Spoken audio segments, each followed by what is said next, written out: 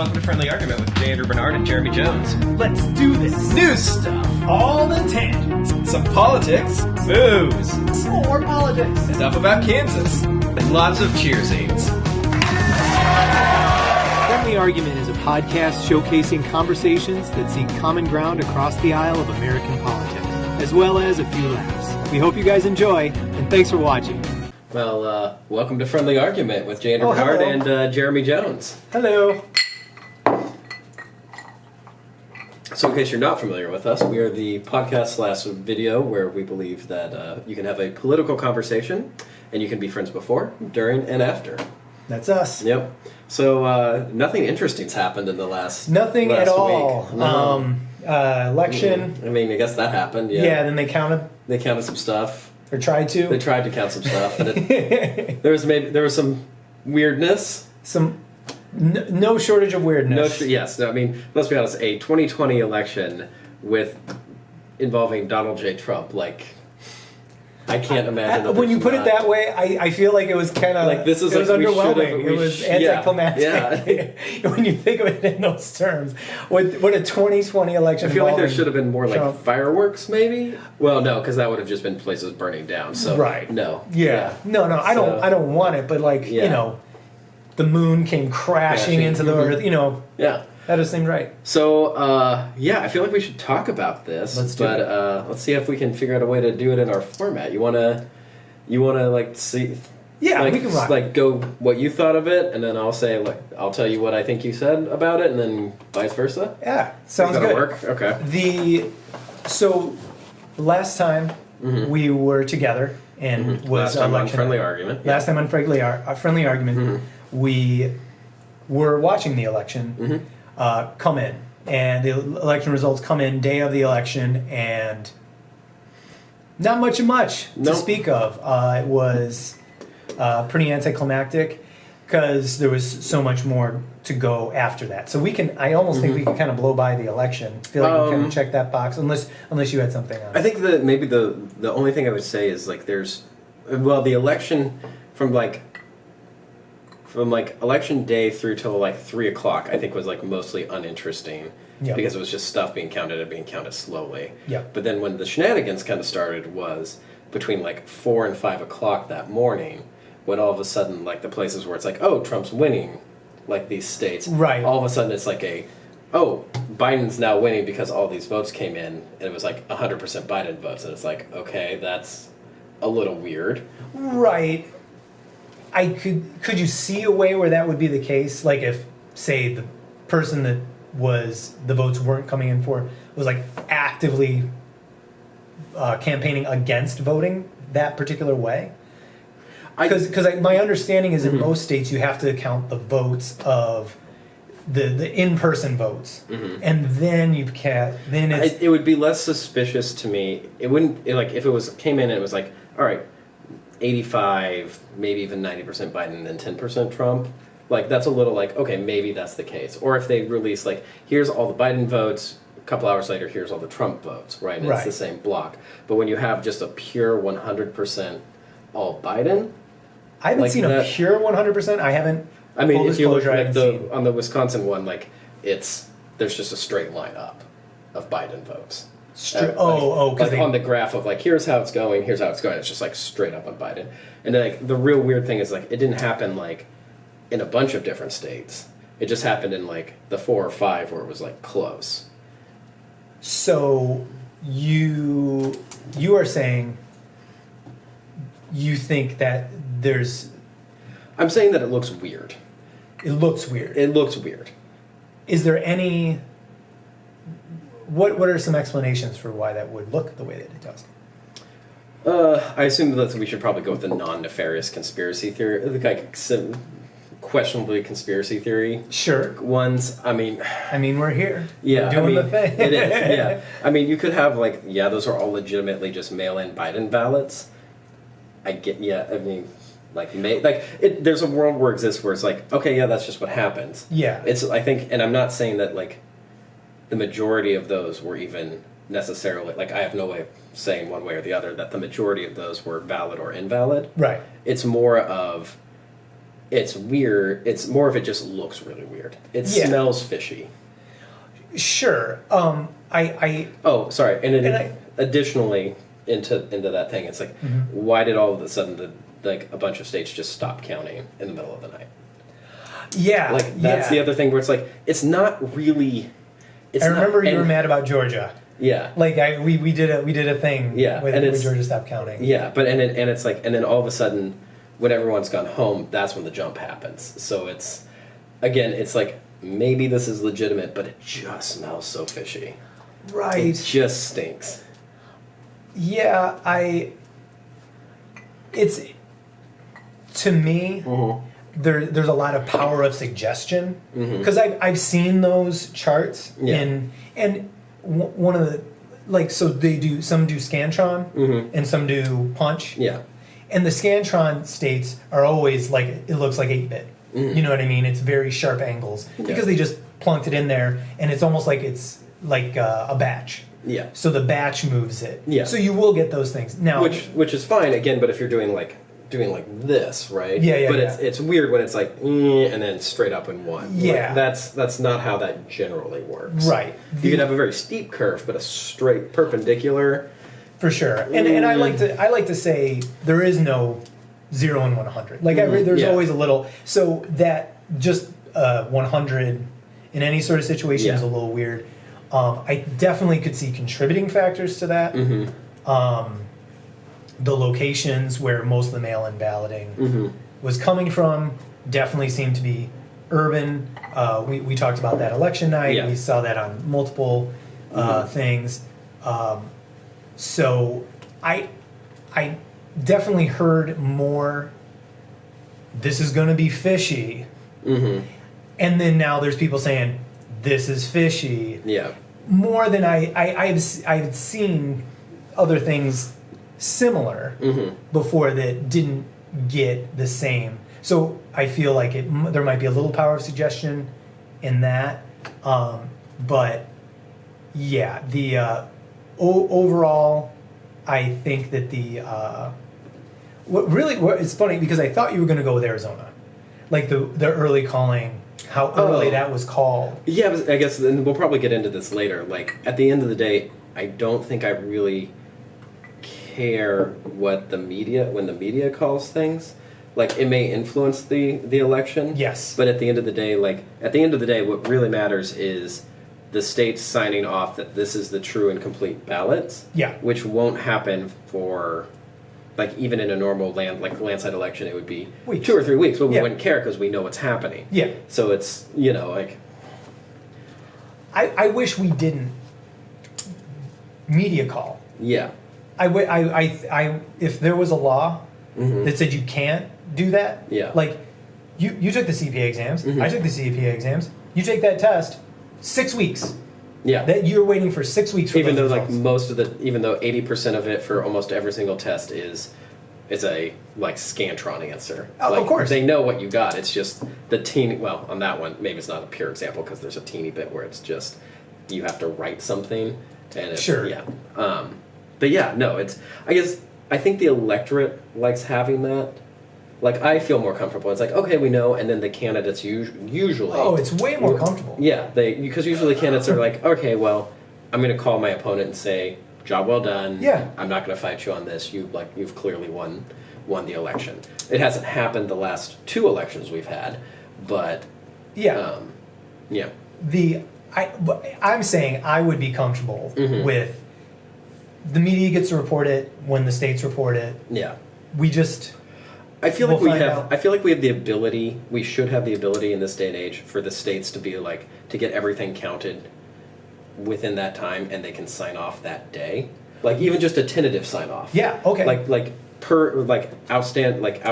Outside of something weird coming up in our standard audit of this is what we are signing off on. Sure. I'm okay with them having a caveat, but if they sign off, it's like, okay, this is what's happening. Yeah, well, almost like within this degree. This isn't a guarantee, but we're at 95% certainty. I would be fine with that too. I would also, and I wonder how you would feel about this. I feel like it would be easier to count. It'd be easier to follow as an electorate if it was uniform. Like if every state had the same scantron, the same, Yeah.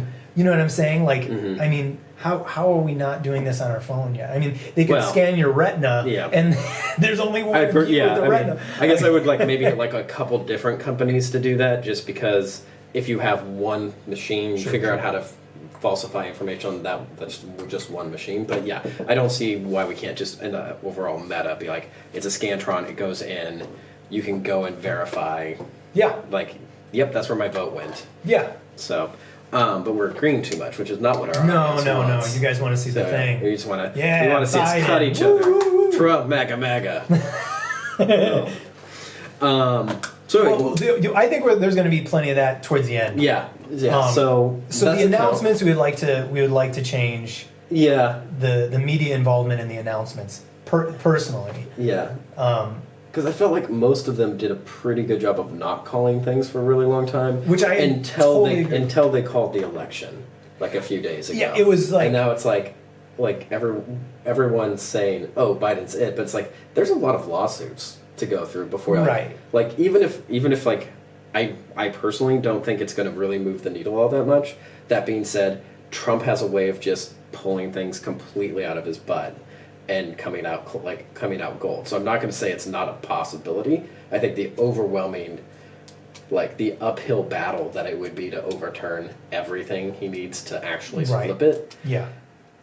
It's a big ask. Yeah, like it's maybe by 2020, like we find out like everything that happened, like because there's going to be people who are going to be investigating this the entire time, but yeah. So it's a big ask. A lot of lawsuits. It was very binary, right? It was just like we don't know, certainty. Yeah, and that was a bit of a bummer. Watching it, you know. But I did like that they waited. You know what I mean? It seemed like it seemed like a grown up, the sober head in the room way to handle that. Either that or they're just scared because they screwed it up so hard. Well, I think that's absolutely part of it. I think 2000 is absolutely in everybody's mind. I went back and I listened to a podcast of that time and one sort of looking back at it, and nobody wanted to be. No one wanted to be Florida. No one wanted. But Florida wasn't Florida because Florida was Florida the last time, and they figured out how to do their stupid elections. Exactly. So now everyone needs to get their ass or heads I out of their ass. I think that's very possible. So, the acceptance after the announcement. Yeah. This will probably be where we disagree. Yeah, probably pretty hard. Yeah, and that's why I'm getting into it right away, so we can. So I probably have the more controversial opinion, so I'll go first. Yeah. So I think that, again, while I don't necessarily know that any of, like, I think all the lawsuits pulled up here, and there's like maybe 18 to 24 of them that are going on, like, and winning even like 2/3 to a quarter of them, Trump becomes president. Because at the end of the day, it doesn't matter what anyone says, it's how many of the state legislatures or whoever's in charge, how many of the state electoral committees. Oh, you're saying if it goes to... If it goes to the courts and the courts overturn it, or say, hey, you can't count these and it changes the numbers, then it doesn't matter what anyone said at this point. Like, it gets overturned. And Trump is legally, whether you like it or not, Trump is legally the president. Like, it's not over yet. And I think that it's a no more than a PR move to say, oh, I've won it, when you haven't actually won it. Right. Like, oh, shoot, I have bread that probably... Laura, most wonderful of women. You look at that bread. We have 5 minutes. 5 minutes. Or 6 minutes. So. 6 minutes. So I feel like I've made kind of the general zeitgeist of the point. Like, I guess at the end of the day, I don't think that Trump has enough time to actually fully win or investigate any, like, the majority of these these lawsuits. And outside of Trump being Trump and things just kind of turning out well for him, right, I don't see any way that, like, this actually moves the needle. That being said, if being the Biden-Harris campaign, like, farther up you go, the harder the fall, kind of thing. Like So by accepting and by doing declaring the whole it, thing, yeah. And I mean, and I kind of get like it makes Trump look bad because he's not conceding, Mm-hmm. but he has no reason to concede. And if let's say a few things were reversed, Biden would be would be making these exact same lawsuits. So it's like, and if Trump was doing it, it'd be like, okay, that's a little premature, buddy. Like this is still a thing. I'm sure. So if Trump was accepting, was saying, hey, I won. I see. Like I won. Screw you. Yeah. Like Trump is going to trump all the Trump he can trump. yes, that is true. But his administration's also going after it too. Yeah. And so it's it's what by declaring. The problem I'm seeing is by Biden declaring that he is the president-elect, it means that it makes the rule of law look like it's not the rule of law. Because it doesn't matter if you accept it, if the courts say it is not. And then it becomes, and then it's like, oh, well now the even if the administration, and you can disagree or agree whether the administration's playing by the rules or not. Yeah. But just like, let's give some goodwill and assume that they are. I mean, because I think Barr is generally a by the book type of attorney general. But let's say there a bunch of stuff comes out, like it's now always going to be in question. Oh, you didn't like AG Barr being by the... No, yeah, it's a disconnect with him. His words and his actions seem to be disconnecting more and more as I see it. But to the point of the administration being, going after these lawsuits. I definitely have read reporting that it is not wholehearted. That they are advising Trump of I could see that. Like I saw an article saying that he's looking at a 2024 run, which of course he is. Like there's no reason not to. In your heart of hearts, do you think he wanted to be president? I really. Well, here, let's do this because we're running out of time in this segment. Why don't you go ahead and tell me what I told you, and that way I can do any corrections, and then maybe we can have that. That'll be our bonus conversation. There you go. Because I think that's a fascinating topic. Yeah. Yeah. So to restate, you don't think it's make much of a difference, but you do think that the lawsuits not being able to be carried through, and for someone to announce while they're still ongoing, makes the rule of law look weaker than you would like it to. Yeah, and I think I would also add it weakens the legitimacy of the person who declares, because there's always going to be that question mark. Well, it's like, well, there's all these lawsuits. Like, yeah, they're probably not going to move the needle, but it's like, well, why did you do it? Or why didn't you talk about Hunter's laptop? Like, there's always going to become that sort of question of like, it's always going to stink a little bit. Yeah. Sorry, I introduced a new topic at the end, which was not fair. But it's more, I was trying to illustrate the point of like, there's always going to be a... And I just don't want to have the last thing and like have it be a gotcha thing, unless I'm guessing the audience is always asking for it. They are asking for the gotcha, so we might as well. So I think it comes down to legitimacy, and I think it comes down to... I think the consensus is that Trump is willing to go to any lengths, and he's a litigious guy. He would make any legal suit. He would bring forth any legal suit, regardless of its how baseless it was or how frivolous it was. He would do that anyway, and so I think that a lot of people don't see what he's doing, and even his advisors are telling him, these aren't terribly. He's not bringing forth a lot of evidence. No, they're not bringing forth a lot. So it's seeming thinner and thinner. And this is the first time I've ever heard him be quiet. And it's like the worst time to be quiet. Yeah. Like he was golfing, and I was like, this is where I would think he would be screaming. I think it was Saturday morning. I remember hearing that, but that was I don't understand. Like like I said, I don't understand how Trump trumps. Like there's been so many times where it's just like, how did that work out for you? I don't understand. Yeah. But I don't know if there's I would maybe quibble with there's a consensus. I think he will he'll be litigious more than the average bear, but I don't think he would go to any lengths. Like this talk about like he's going to have to get escorted out of the White House is like the biggest load of bunk. Legitimately, the first time I heard that.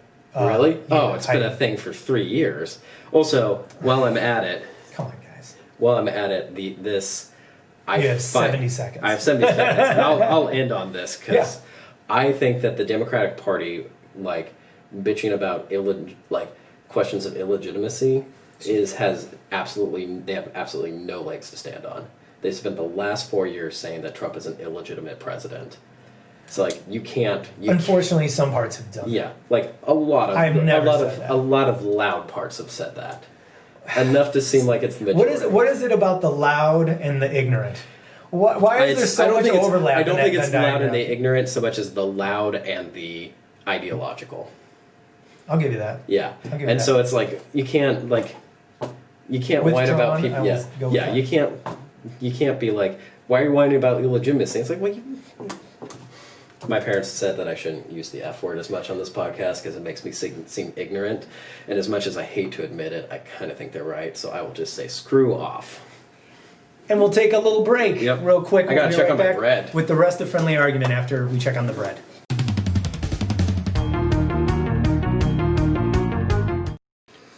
Welcome back. Hello.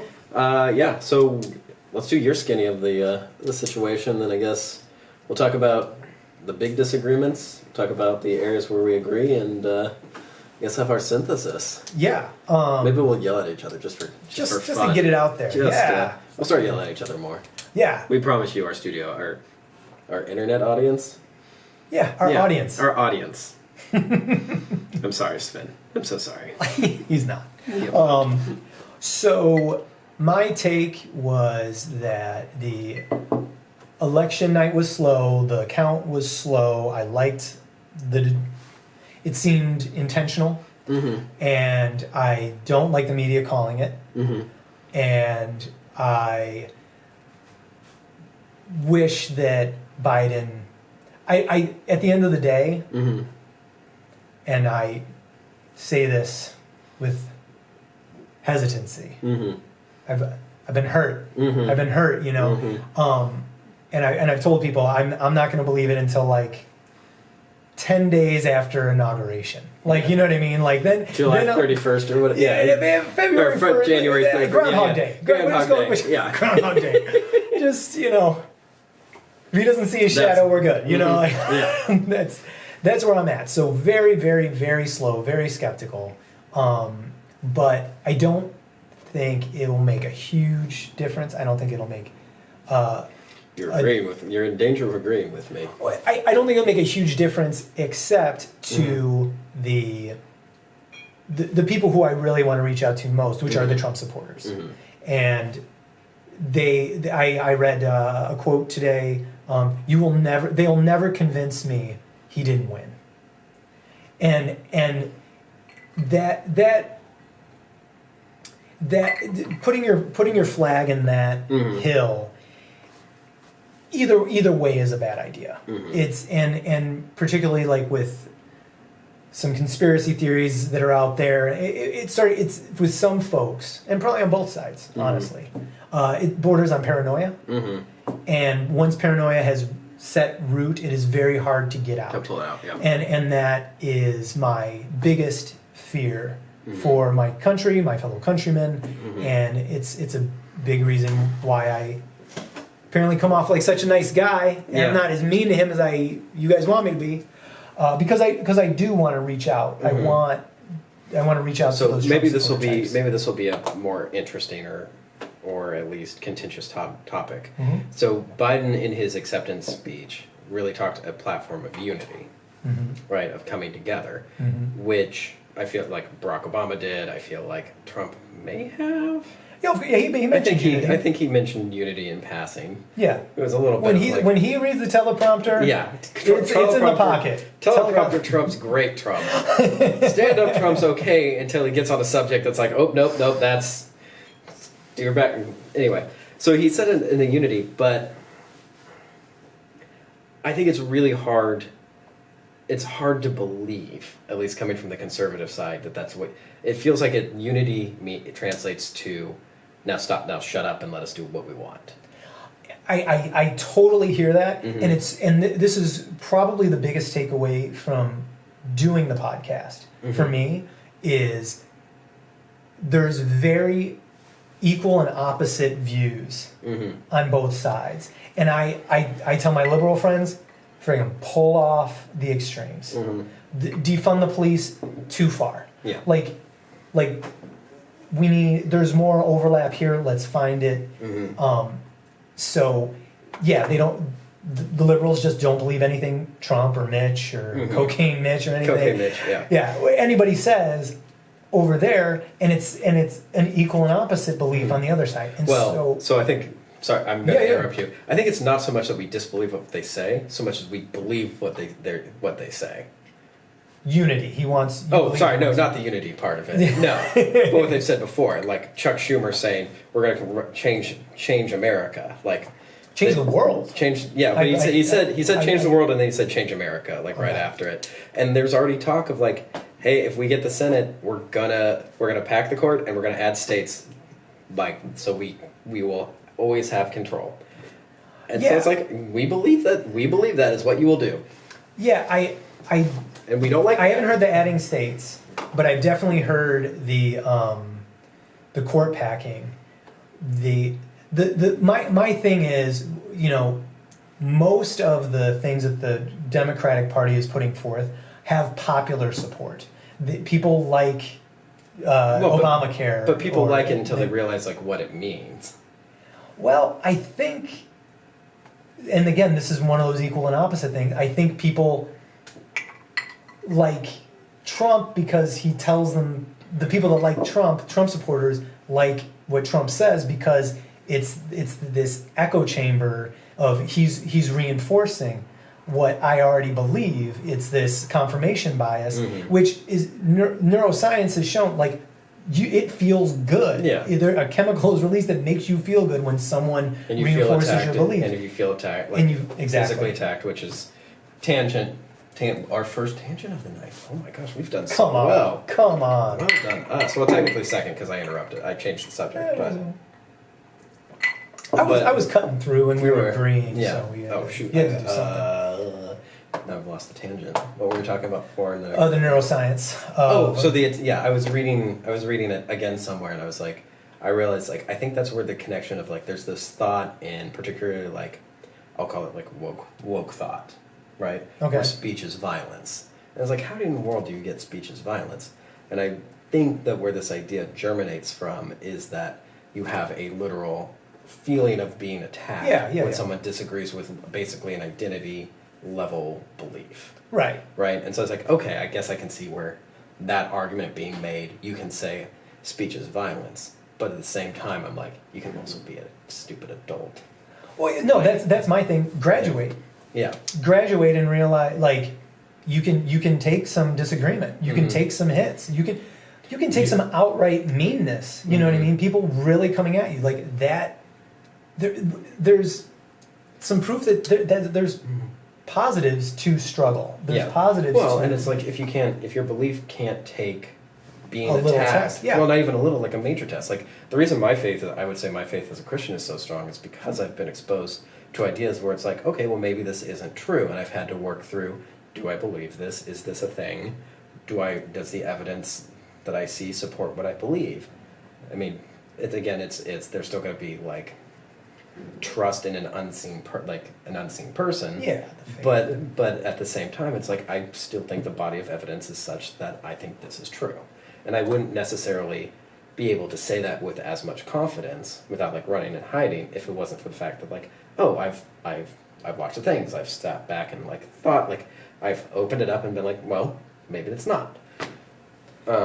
I think we need more of that. Yeah. So. But I think we need more of that. Mm-hmm. I think that's a big part of what we're doing here, and a big part of what I would like to see more in general society. In general society, political discourse, cable news, like all of it is very echo chambery, and it's I don't know how valuable it is.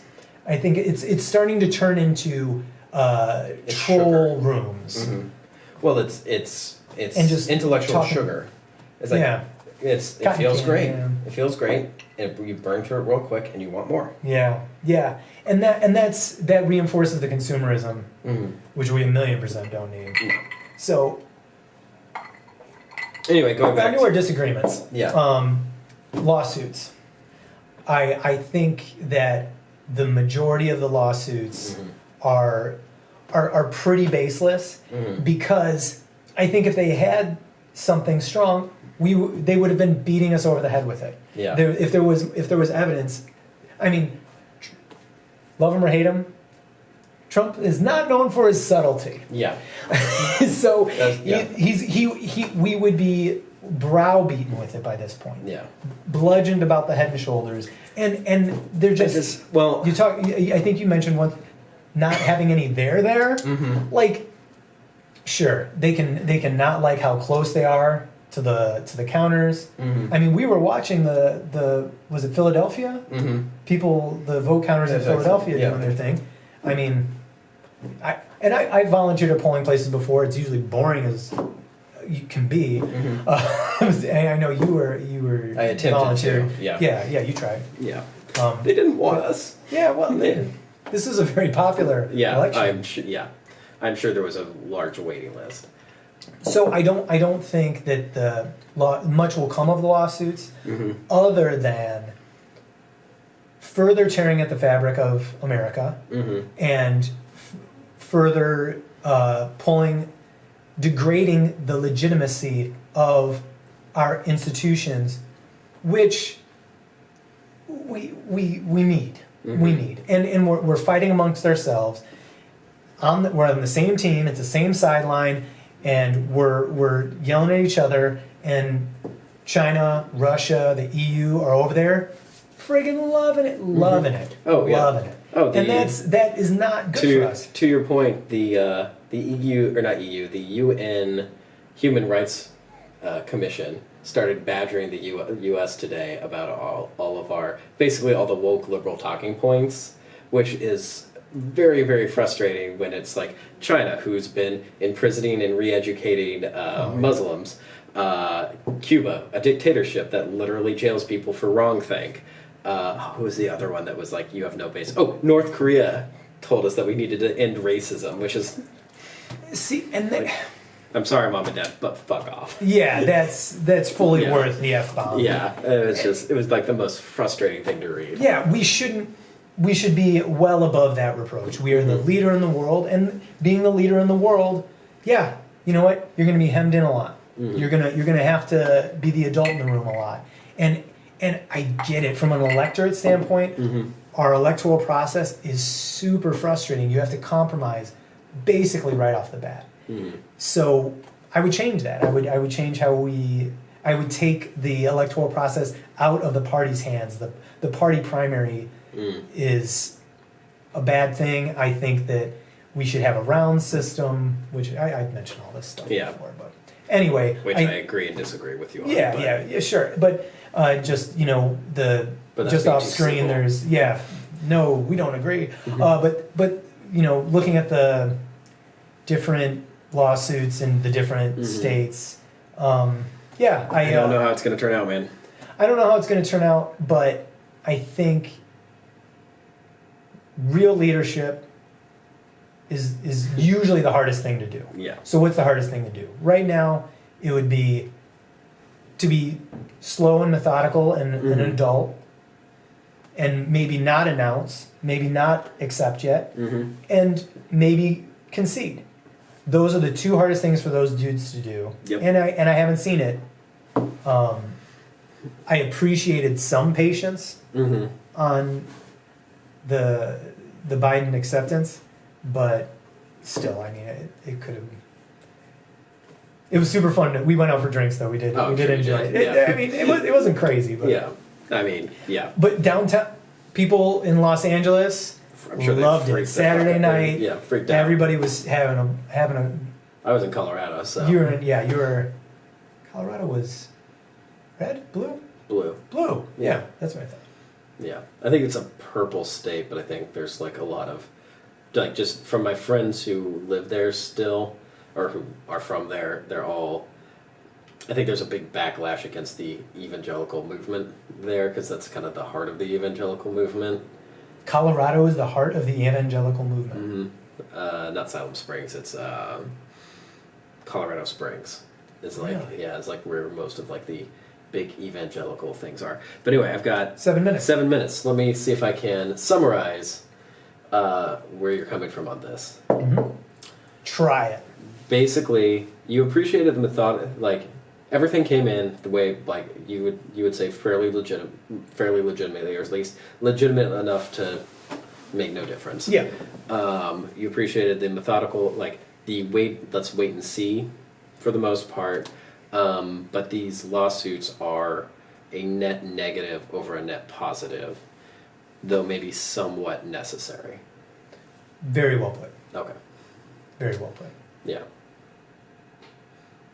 Yeah, I think our big difference there is probably where we would disagree most is the necessity and the ability, what net positive negative or net negative of these lawsuits. Yeah. Like I don't think every single Trump supporter, I mean, being a Trump supporter myself, I don't think every single one of us is so rabid at the mouth that we're going to disbelieve like the things, but we need at least a little bit of air freshener, because a lot of this stinks.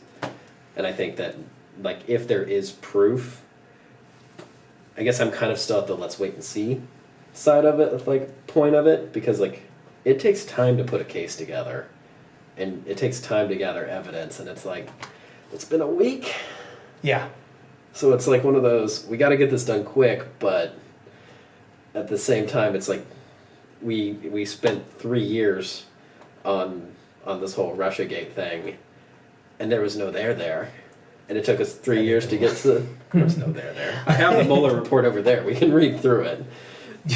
If you really want to lose the whole audience, we can. Yeah, exactly. But if we want to keep them, we could talk about what we both really want to talk about. Did Trump ever really want to be president? We got 5 minutes to do it. Well, actually, we have 10 minutes, because we're supposed to make these 45-minute episodes. Oh, okay. So we do have another more time. But let's go ahead and start on this. Yeah. Did Trump really want to be president? No, until people started telling me he couldn't. Oh, interesting. You think he's that spiteful? Oh, have you watched the man? It's just so childish. That's so childish. Still makes fun of Rosie O'Donnell for beef 30 years ago. The man is unreal. I mean, yeah, so petty, so childish. And you know what? I could say that about a lot of guys. Mm-hmm. They're just not running for president. There they weren't, president. I think there's been some things where, I'm not going to say being petty and childish, but being willing to not give a crap about what people think and be like, well, let's try it this way. That's worked out for him really well. Like with like a lot of the Middle East stuff, I think has worked out well for him with that.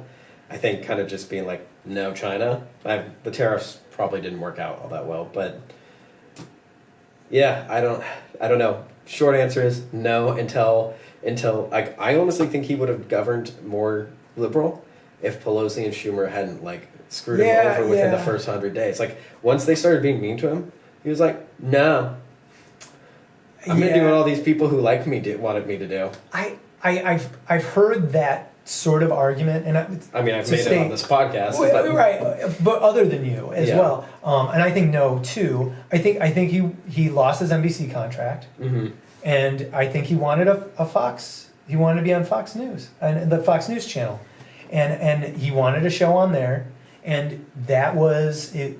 This was the PR for it, and as far as PR, I hadn't even thought about that. As far as the PR stuff goes, like he was running a pretty cheap campaign for up until the very end. All of his advertising was just people being really mad that he was a thing. Yeah, totally. So he's like, "Oh, this is great." He is a product of the mainstream media. Like, oh yeah. They gave us Trump. Well, they were a large contributing. They factor were a large too. contributing factor. They were over 30% of the reason we got Trump. I wouldn't dispute that percentage. Mm-hmm. We might. I would probably put it up at 60, but I figure 30's a reasonable man's assessment. Certainly over 30. Yeah. I think we can both say that. But I don't think he wanted to be president. I think so. And I But there's no think way, like, that I don't see it as like, so some folks have said when Obama made a joke at his expense at the there's one thing press, you'll never be is president. Yeah. I think those things, I don't know. The guy's too consistent. He's too consistent. He's talked about wanting to be president. Oh, 88 was his first run, I think. Yeah. Did he run in 88? I think it was his first run. Yeah. Either way, I don't think at the time he really wanted to. Now, so here's maybe the other $1 million question. Let's, with good reason, assume that Biden becomes president, like officially becomes president in the next couple weeks. Play the odds here. Yeah. Yeah. Trump runs again in 2024. Like, I don't see a world where if he's at all healthy, he doesn't run again.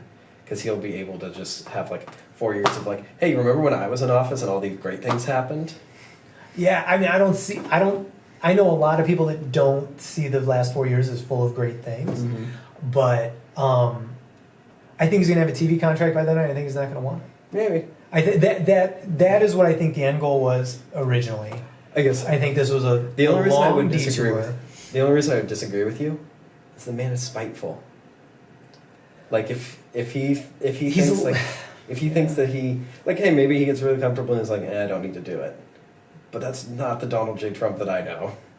Yeah, I just don't. I think he likes the applause. I think he likes the stage. That is what he's good at. That's what the people that have voted for him, that's why they voted for him. And he could just do that. He doesn't have to, you know what I mean? And yeah, I think that would be super Trumpy.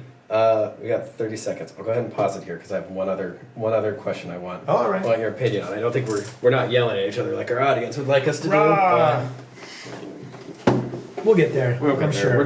We're both too agreeable. You're more agreeable than I am, but we both have agreeable tendencies. That's legit. And maybe I need to be slightly drunk. I'll drink to that. Maybe. Yeah. Cheers. Hi, everybody. Yep. It's J. Andrew Bernard. I'm Jeremy Jones. This is Friendly Argument. You're in the bonus round. Session. We've kind of done the thing. I feel like we did most of our format for a slight change. We did for last We're getting election. better. Yeah, we're getting better. Getting better. We'll get there. Once we start getting guests, we'll really need to stick to the format. We'll tighten this up. Yes. Oh, so what I wanted to ask you your thoughts on is, so I guess it's kind of two aspects. So the polls were making it look like it was going to be a Biden blowout. For the most part, and that it was going to be a blue wave. And it was a very close election. Absolutely. It's one would even say it's a contested election at this point.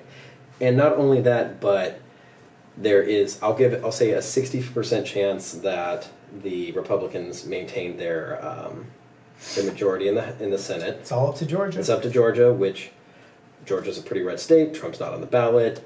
Runoff elections apparently tend to favor Republicans. This is not stuff that I know. This is just stuff that I've read recently. Yeah. And even more surprisingly to me is that instead of losing like 6 to 12 seats in the House, Republicans picked up, I think it was like somewhere between 8 and 12 seats in the House. Like if aside from losing the presidency, like this would technically, I think, be considered a red wave.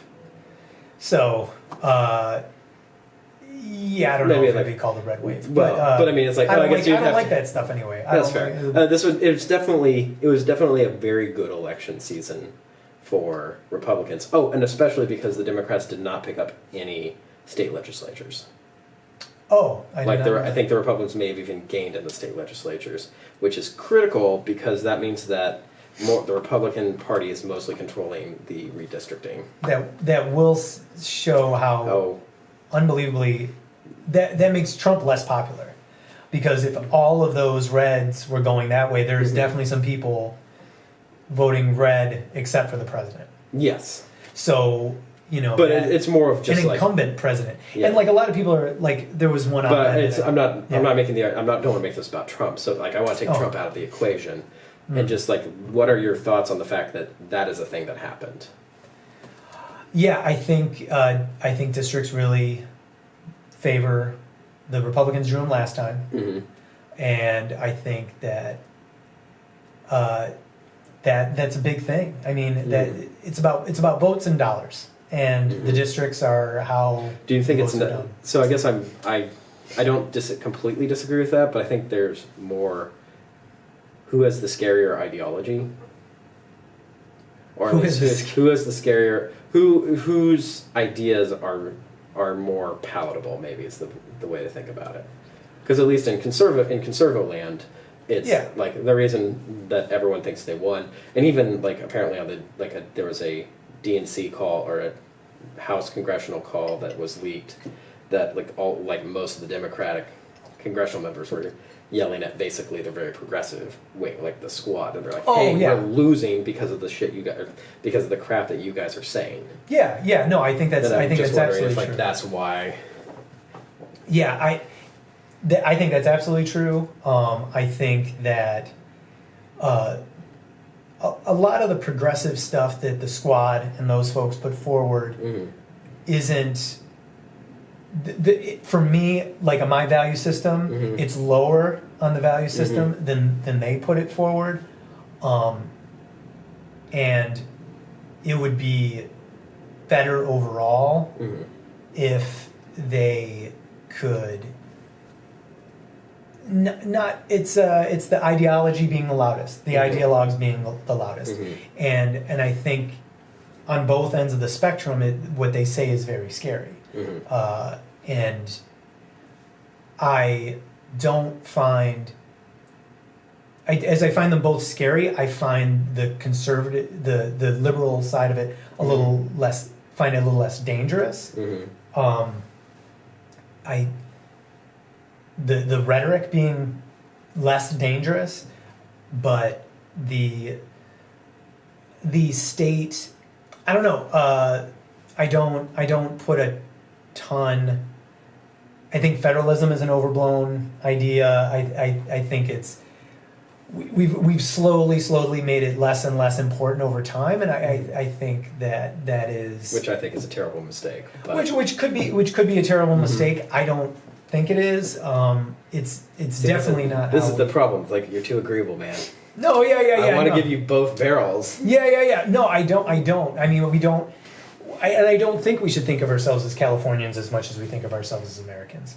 I think agree with that, but and so federalism would sort of be inconsistent with that. And I think we're stronger when we think of ourselves as Americans. And I think what has made us special is not, the Oklahomians. No, it's American. Like that's who did it. But I think it's more. I think maybe where the disconnect is, at least between you and I, is that. I think that the Oklahomans should be free to be Oklahomans while still being Americans, and that Californians shouldn't dictate how to be Oklahomans. Like, we can still all be American, but how California wants to be American and how Oklahoma wants to be American. So yeah, and I think the way that we do that is you have majority rule with respect to the minority. I think what we've done is, credit and discredit to our founders, we put in too many backstops that favor the minority. Which, if you're going to err, and I don't know how the system's going to go, I would probably make the same error.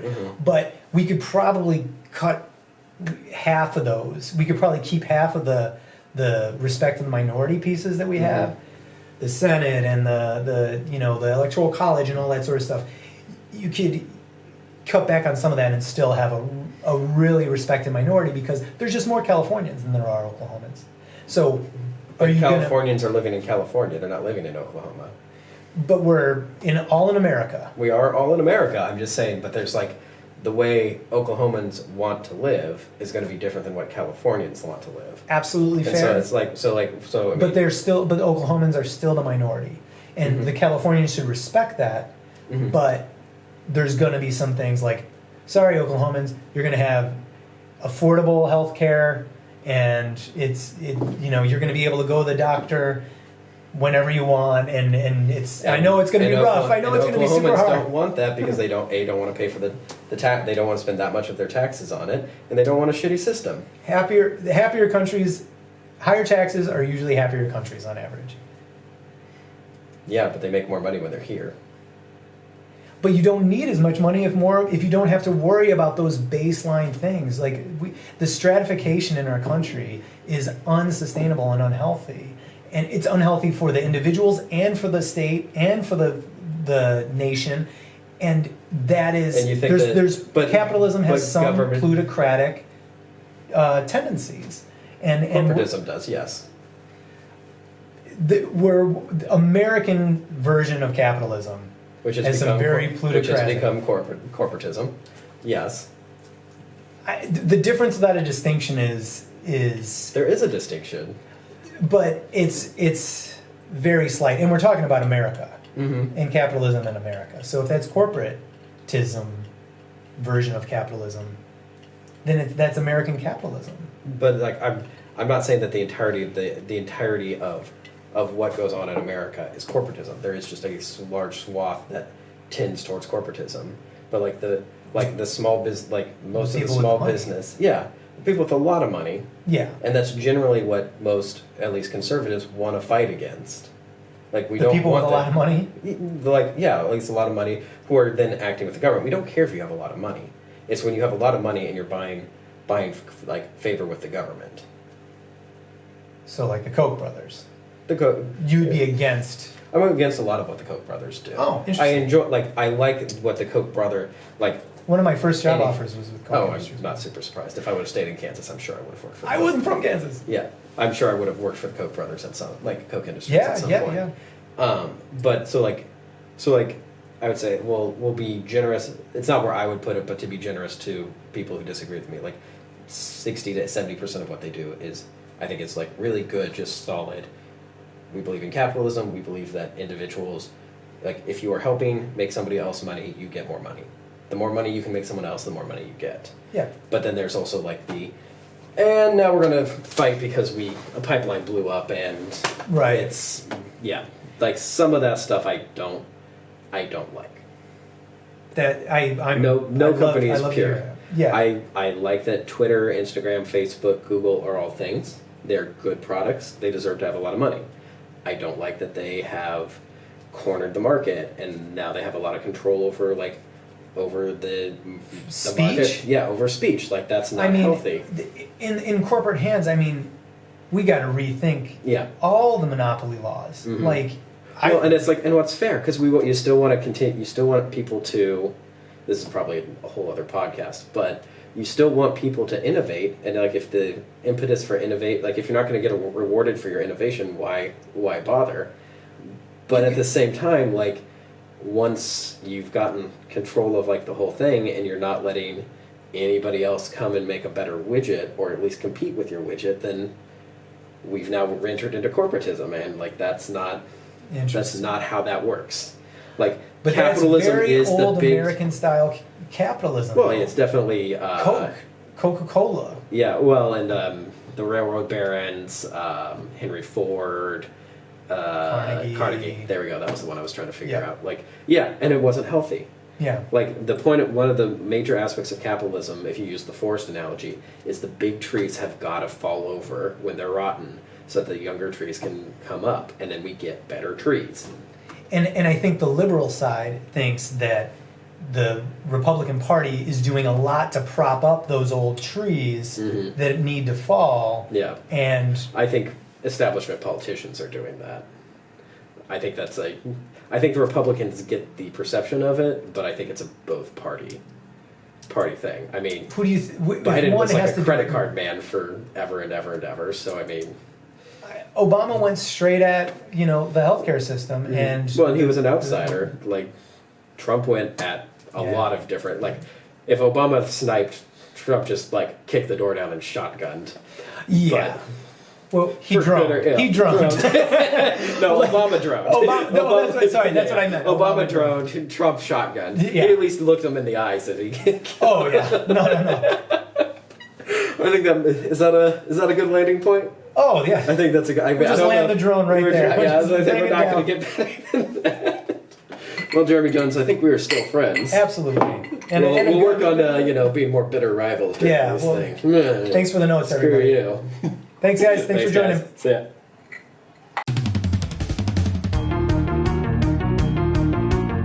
A friendly argument with J. Andrew Bernard and Jeremy Jones. Let's do this. News stuff, All the tangents. some politics, booze, Some more politics. stuff about Kansas, and lots of cheer scenes.